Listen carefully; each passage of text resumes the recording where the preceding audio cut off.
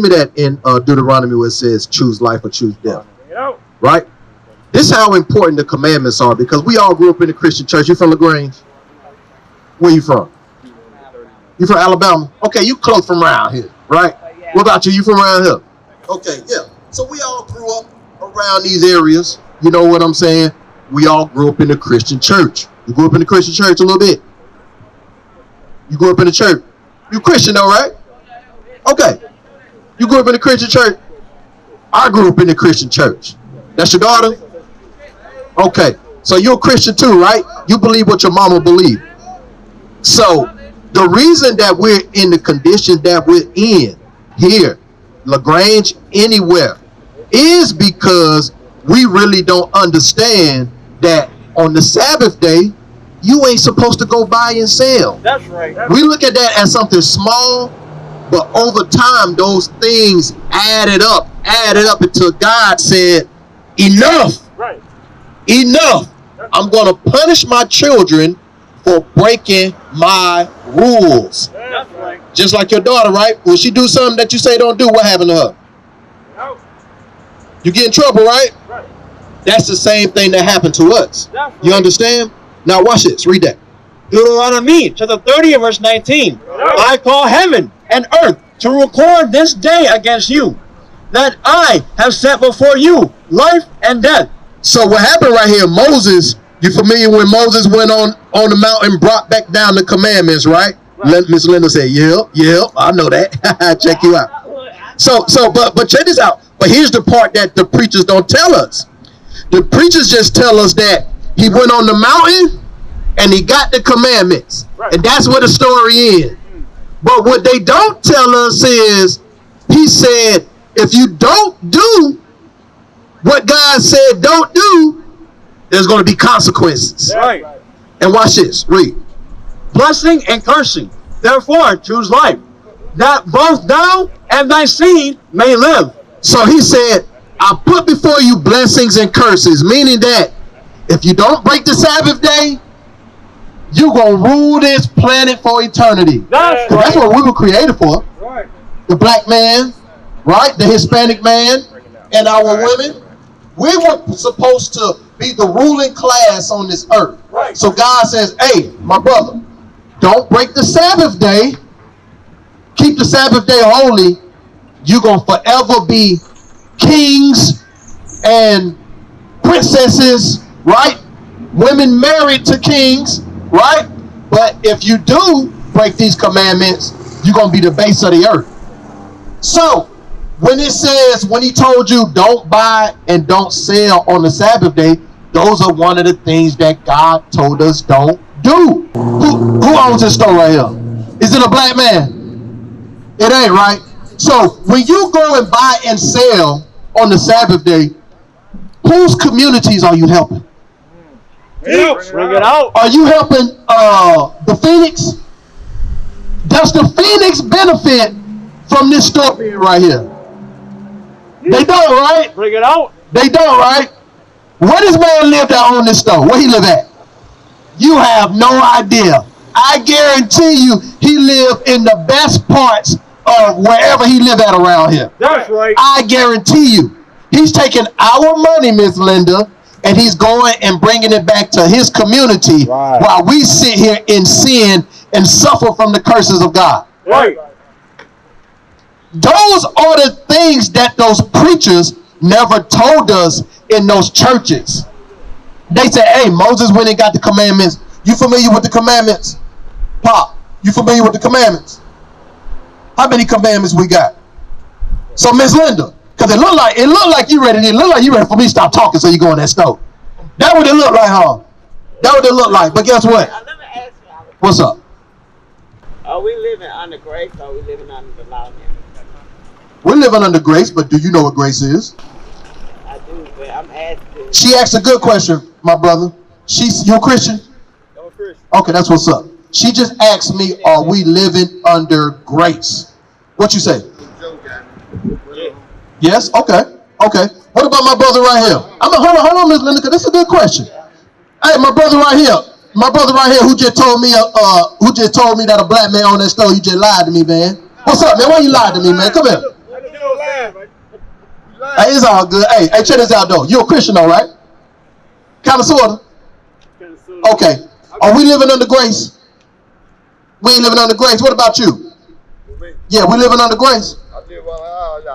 You live. Okay. So my brother right here said we living under grace. Now I'm gonna ask you, what is grace? Because you're correct. We are living under grace. Absolutely correct. What is it? It's a pass almost. It's a pass. It's a pass. You don't get what you deserve. We gonna get what we deserve? You don't get what you deserve. Okay, so you said it's a pass. Okay, I like that. But what does that mean for Ms. Linda? I know what you're talking about. I'm with you.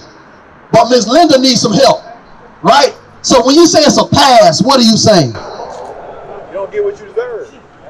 Okay, you're going to get what you deserve. It's not an eye for eye, hand for hand anymore. An eye for eye. Okay, let me help you out so Ms. Linda can understand. If I didn't pay my cell phone bill today and I called Verizon and I said, hey, I need an extension, right? And they say, okay, I'm going to give you 2 more weeks. What is that called? A grace period. That's what it's called, right? But does that mean that you don't have to pay that bill? You still got to pay that bill. So the Christian church, Miss Linda, they taught us, hey, we living under grace. But then they say, that means you can do whatever you want. You can do whatever you want. But we just broke it down to you. Yes, you're under grace, but you still have to keep the commandments of God. That grace period means that you're not going to get put to death right now. Because breaking the Sabbath day, Miss Linda, as soon as you walked out of that store, there would have been 10 big 6'5" brothers waiting with big stones to stone you to death. Bring it out. Oh yeah. Now watch this. Romans 6:1. Let's see what grace is. Right. For my brother right here too. Romans chapter 6 verse 1. Paul asked a very, very, very important question. What's your name, brother? Oh, what's your name? Michael. Mike. Michael, what's your nationality? I'm Dominican. You're Dominican. All praise to the Most High. So, look at yourself on that sign right there, because you on that sign. You my brother. Look on that sign right there. Now, read what you got. Romans chapter 6 and verse 1. What shall we say then? Shall we continue in sin that grace may abound? So it's a good question right here. He said, Ms. Linda, shall we continue to sin because grace is abound? What you say, brother? What you say no? What about you, Miss Linda? Okay, let's see what the Bible say. God forbid. He said, hell no. That's right. Just because we're under grace don't mean that we get to do what we want to do. That's right. We still have to keep the commandments, because your grace period can end as soon as you walk out of that store. Right. As soon as you cross this street, somebody could be distracted driving. Right. The Lord put the spirit on them to start texting. As soon as you walk out of that store and they don't even see you, the next thing you know, your grace period over with. Right. That's how important it is to keep God's commandments. Right. So, I just taught you something that your pastor never taught you. It's 3 churches on this street right here. They ain't never taught nobody in Phoenix Projects that grace means that you still have to keep the commandments, but you just not going to get punished right now. Bring it out. Your pastor taught you that? Okay, did your pastor teach you? Did your pastor teach you and your daughters that y'all not supposed to wear pants? Bring it out. Did he teach you that? Because your pastor taught you about grace. Did he teach you that you ain't supposed to wear pants? That's why God died. Now We're living in the New Testament. What that mean? When you say that, what does that mean? the whole Bible, ain't Bible. Okay. The Bible. It's in there about wearing pants. It said not pertaining to man. Okay. So You want me to read it? Just because I don't want you to be confused. I'm not confused. You're not confused. Well, so I got a question for you. When you're unsure about something on your cell phone, what you gonna do? I'm gonna look it up. You gonna look it up on Google, right? Right. So guess what we about to go do right now? Because you right here. We about to look up what God said about women wearing pants. Right. Read what you got. Deuteronomy chapter 22 and verse 5. The woman shall not wear that which pertaineth unto a man. Stop. God says the woman shall not wear that which pertaineth unto a man. Right. But he gonna keep going. Read. Neither shall a man put on a woman's garment. Mike, right? Mike, he said, neither shall a man put on a woman's garment. That's called cross-dressing. Women shouldn't dress like men. Men shouldn't dress like women. Yo, Israel, what y'all doing? We need y'all to comment, like, and subscribe to IUIC Atlanta 2.0. Stop playing games. Do we see that prevalent going on today? Especially in hip hop. Especially in hip hop. Okay, I like that. Because when you say hip hop, what you're really saying is the black community. Or black culture. Or Hispanic culture, because we one in the same. Right? Now. I'm Hispanic, so yeah. I'm talking about my people. Absolutely. And that's why I corrected myself. I said black and Hispanic. Absolutely. But I'm going to show you that we want people in a second. Now, what you think about that? Why God told you shouldn't wear pants? Okay. All praises. I'm going to ask your daughter. Why you think, how old are you? 16? Oh, 16. Okay. All right. Why do you think God says women shouldn't wear pants? You don't know? Okay, that's fine. Mike, why do you think God said women shouldn't wear pants? Well, it says for the man, and the man is supposed to wear pants. Okay, the man's supposed to wear pants, but everything that God tells us, he tells us for a reason, right? Because he understands if you don't do what he says, you're going to have a consequence is going to follow. You see what I'm saying? Hey, that stove is red hot. Don't touch the stove. If you touch the stove, there's going to be a consequence, right? So when God says women shouldn't wear pants, he tells them for a reason. 1 Timothy chapter 2, verse 9. The man wears the pants in the relationship. Say again? The man wears the pants in the relationship. The man's wear the pants. Hey, that's a phrase. That's a phrase. It's a phrase that we all grew up under saying, the man wear the pants, right? Linda said, hell no, the man don't wear the pants. She said, hell no. But that's a spiritual thing behind that. Before you get that, Romans 7 and 14. Miss Linda, you keep creeping off. Come back this way. You keep creeping off. You keep creeping off. Because I want to show you, that's your daughter right there too? That's your grandbaby? Okay. That's your baby? Okay, she said, oh, okay. I'm just making sure. I'm just making sure. So that's your sister baby? Or your brother baby? Your brother baby. Okay, all right. So, Romans 7 and 14. Romans chapter 7 and verse 14. For we know that the law is spiritual. So God says the law, all the commandments of God, the word of God, every word in this Bible is spiritual. There's a spiritual meaning behind everything that he tells you. Now, God said the women shouldn't wear pants. 1 Timothy 2 and 9. 1 Timothy chapter 2 and verse 9. And like men also, the women adorn themselves in modest apparel. God says the woman's supposed to adorn herself in modest apparel. That's right. What does modest mean, Miss Linda? I'm gonna help you out. I'm gonna help you out. Meaning not attracting sexual attention. Right. That's what that means. So, with your tights on right now, your daughter tights on right now, what do you think that you're attracting from all these men out here? Bring it out. You ain't giving them no attention. But okay, you may not be giving them no attention, but I got on a weekly basis, how many men try to talk to you on a weekly basis? I want you to be honest. Not because I dress like this. I dress. No, you're trying to jump the gun. She said, not because I dress like this. Bring it out. No, I'm being honest. They talk to me. I'm gonna ask you that. I'm gonna be honest with you. It's definitely because you dress like that. Bring it out. It's definitely because you dress like that.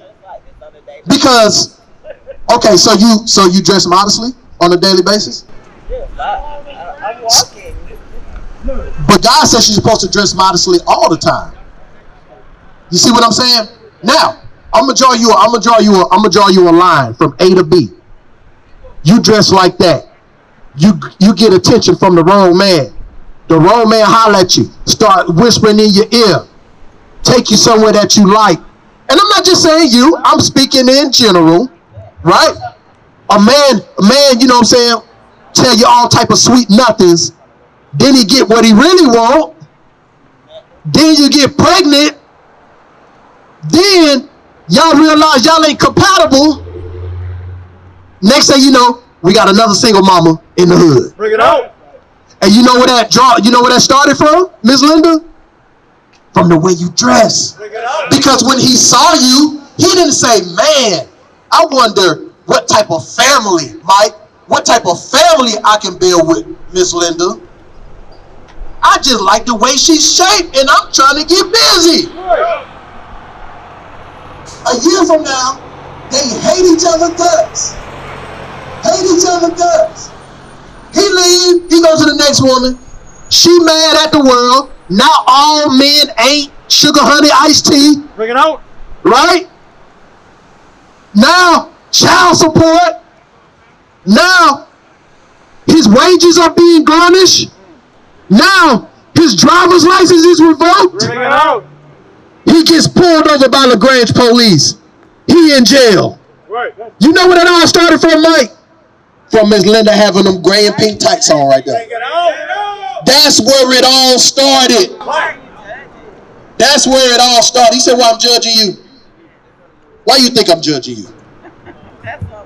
That's why you asking. Okay, come over here and I'm going to help you out. Give me that in, what's that, 1 Corinthians 6? About the judge. I think it's 6 and 2. 2 and 11, I think. Is it 2 and 11? I think so. Now, Miss Linda, if you want me to ask you questions, you got to come this way. I'm your brother. Listen, I care. You have no idea how much I care about you. Right. You have no idea. We out here in LaGrange right now. We ain't asking for no money. Right. It's 1,017 other things I could be doing right now. 6 and 2. But I'm out here right now. It's 6 and 2, right? I'm out here trying to save your life, trying to save your daughter's life. That's right. I want your daughter to grow up one day and be a respectable woman, right? And marry a righteous man, That's right. and be a mother to a righteous family. That's right. But we have to get back in order and do the things that God wants us to do. Right. And dress code is a very important thing, That's right. right? Is that what I wanted? 1 Corinthians 6 and 2. 1 Corinthians chapter 6 and verse 2. Bring it out. Do ye not know that the saints shall judge the world? That's right. God says, do you not know that the saints of God, see these men out here? We shall judge the world. That's right. That's right. The Israelites, we are the people. You got to think about this. What is the root word in lawyer? Law, Right. right? So when we go to the courthouse, when we go sit in front of the judge, nobody asks, oh Lord, nobody asks the lawyer or the judge, why are you judging me? Right. Bring it out. Because they know that he's going by the book. Right. Guess what we're doing, Ms. Linda? We're going by the book. That's right. God has ordained us. You know what? We went to God's law school. That's a law school we went to. That's right. We went to the law school to learn the word of God. That's right. And we're judging God's people right now.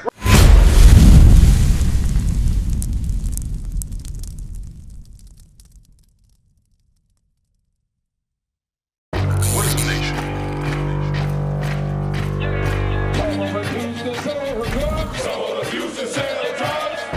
Nation is men leading by example.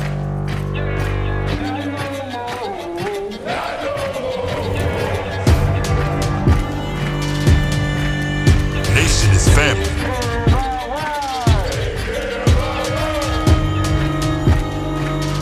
Nation is community. Nation is children with role models.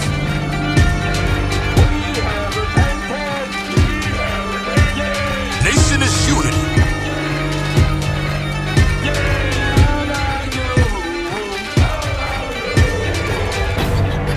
nation is you. And finally,